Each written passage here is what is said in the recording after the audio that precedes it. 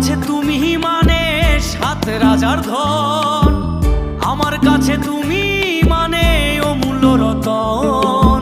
তোমার কাছে হয়তো বন্ধু আমি কিছু না, তাই তো তোমার স্বপ্নে বন্ধু আমি আসি না।